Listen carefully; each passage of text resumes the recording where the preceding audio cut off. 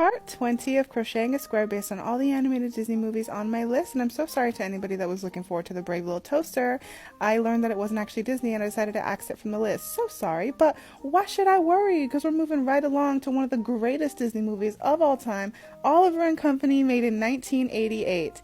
This movie is right up there with the Aristocats to me. It is too iconic, too cute. The cast, the soundtrack, it is incredible. Dodger, Billy Joel, okay? Tito over here, Cheech Marin, Georgette the Poodle, Bette Midler. This movie could not be more iconic if it tried, okay? It is too good. Too amazing. In case anybody hasn't seen it, because I feel like it's not necessarily slept on, but maybe it's kind of napped on.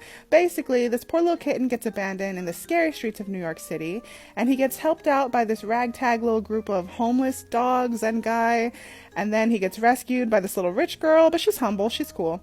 But then the dogs think that he got kidnapped by her, so they go try to kidnap him back, and then he's sad, he wants to go back, but the homeless guy thinks that he can leverage this as some kind of way to make money because he's super indebted to this scary loan shark guy. It's a whole mess, but it's an incredible movie. The plot is amazing. The characters are just too great, okay? You'll be singing along from beginning to end. I love it so much. So here is the palette that I came up with for Oliver and Company. These colors really just spoke to me.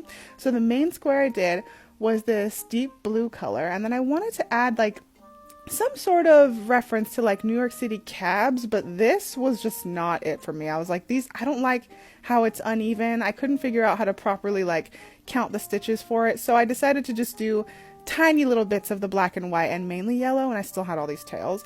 And then this is not just an inanimate blob. It is actually the buildings of New York City. You know, do you see the vision that I'm going for here? But here's the final square I ended up with. I had to throw the boy Oliver in the mix. He is too cute. He looked a little bit like Toulouse, so I had to make sure to put that little white patch on his face and like the little collar and stuff. But yeah, by the way, so many of you guys asked me, how do I sew the pieces on? This is what the backs of most of the squares looks like, you guys. This is not really like any rhyme or reason to this. It's just, I just sew it on and I go. I'm definitely putting a backing on this once I'm done.